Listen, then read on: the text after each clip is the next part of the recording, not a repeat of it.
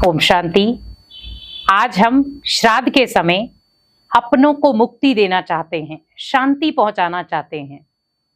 लेकिन किन चीजों से आपको मुक्त करना है, किन चीजों में आपको शांति दिलानी है? क्योंकि वो आत्मा तो आपके घर को छोड़ के चली गई, लेकिन हम फिर भी कोई ना कोई विधियां अपनाते हैं, कोई ना कोई जंत्र मंत्र अपनाते हैं, जिसके आधार पर हम सोचते हैं कि उसे मुक्ति मिल जाए या उसे शांति मिल जाए।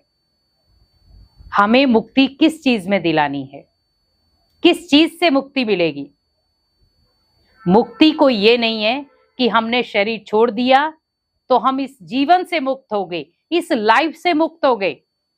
ओनली उस आत्मा ने शरीर का कॉस्ट्यूम चेंज किया है, शरीर की ड्रेस चेंज की है, बाकी सब कुछ सेम है। उसके संस्कार सेम है, आत्मा सेम है, लेकिन ओनली कर्म इंद्रियां चेंज हुई हैं।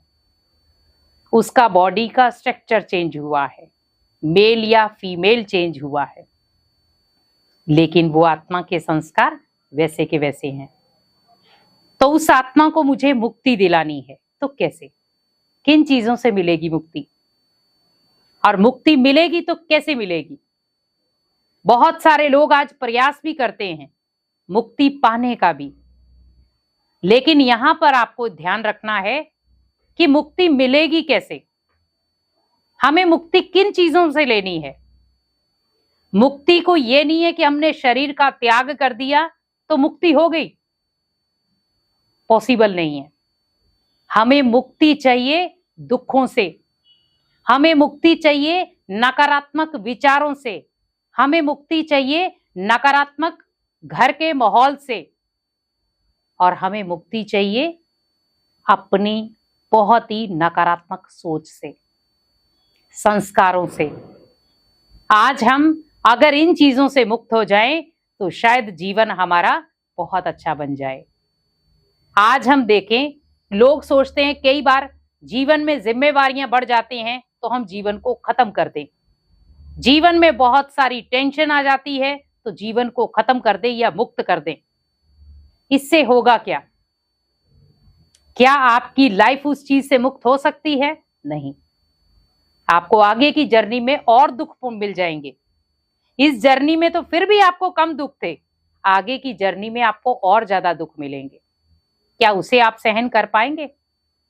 क्या आपको पता है कि आपने अगर मान लो इस समय कोई गलत कदम उठा लिया कि मुझे मुक्ति मिल जाए, मैं इस दुनिया में नहीं रहना चाहता, क्या आपको आगे किसी ने लिख कर दिया है कि आगे के जन्म में आपको कोई मुश्किलात नहीं होगी, कोई दुख नहीं होगा, कोई अशांति नहीं होगी, कोई व्यक्ति आपको पीड़ा नहीं देगा, कोई आपको जिम्मेवारियां नहीं देगा, हर चीज होगी? तो फिर हम मुक्त किससे हुए? शरीर का त्याग करना कोई मुक्ति नहीं है। शरीर का त्याग करना एक कायरता है।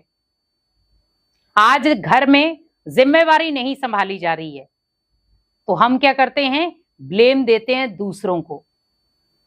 अरे मैं ही क्यों करूं, बाकी भी तो करें, मैं अकेला ही क्यों करूं, अकेला ही क्यों मरूं?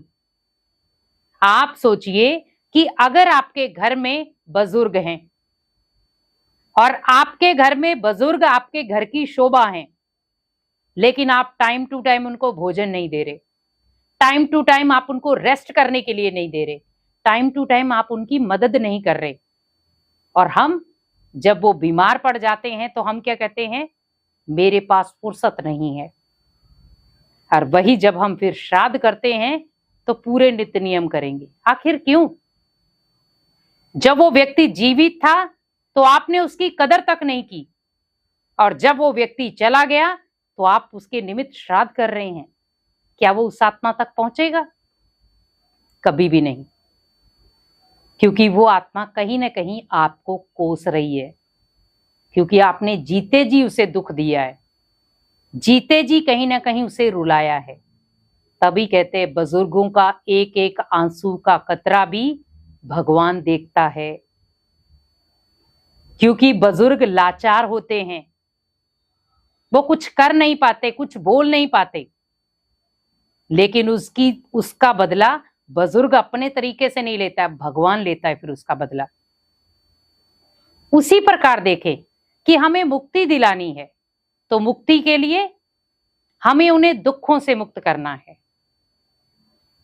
तो जहां पे भी वो आत्मा है दुखों से मुक्त हो जाए तो ये मिलेगी उसे मुक्ति।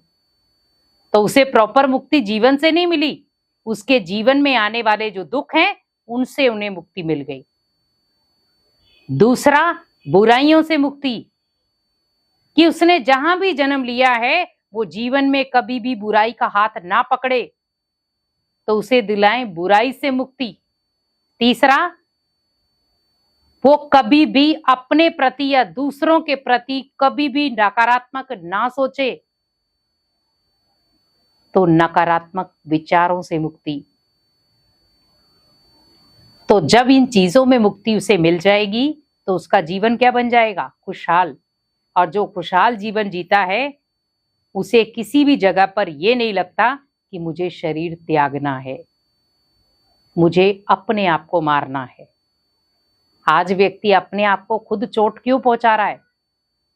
क्योंकि उसे समझ में नहीं आ रहा कि मैं करूं तो करूं क्या, कोई मेरा साथ नहीं दे रहा, कोई मेरा सहयोग नहीं कर रहा।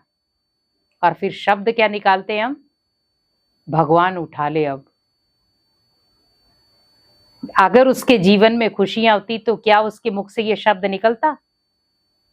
क्या अपने उसे जब प्यार करते, स्नेह देते, रिगार्ड देते, इज्जत देते, क्या उसके मुख से ये शब्द निकलता कि मुझे भगवान उठा ले? आज बहुत सारे लोगों को हमने सुना है, वो अपनों से तंग हो जाते तो क्या कहते हैं कि अब बस हम भगवान को यही कहते कि हमें उठा ले। आप सोचिए अंदर से कितने दुखी होंगे वो। इसीलिए हमें उनके जीते जी ही उन्हें इन चीजों से मुक्त करना है। और दूसरा, उन्हें शांति देनी है। तो आप सोचिए घर का माहौल आप शांत बना दें।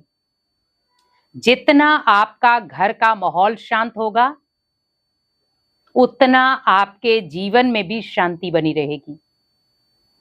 जितना आपके मन के अंदर शांति होगी उतना उस आत्मा के अंदर शांति होगी। तो वो आत्मा जहां भी हो उसका घर शांति में हो, उसके मन के वाइब्रेशन शांति वाले हों और घर का माहौल शांति वाला हो। तो आप खुद देखेंगे कि हमारे घर में भी जो अशांति के कारण बन रहे थे वो भी खत्म, हमारे घर में जो बार बार दुख, कलेश, चिंताएं आ रही थी वो भी खत्म। क्यों? क्योंकि हमने इन सब चीजों से मुक्ति पा ली। तो मुक्ति शरीर से नहीं पानी है आपको, मुक्ति इन बुराइयों से पानी है जो आपके इस शरीर को तंग करती हैं, आपकी इस आत्मा को तंग करती हैं। इसीलिए कोशिश करें कि हमें इस श्राद्ध अपनों को ही, जो अपने हमारे को छोड़ के चले गए हैं, उन्हें हमें मुक्ति देनी है नेगेटिव चीजों से और शांति देनी है पॉजिटिव तरीके से। ओम शांति।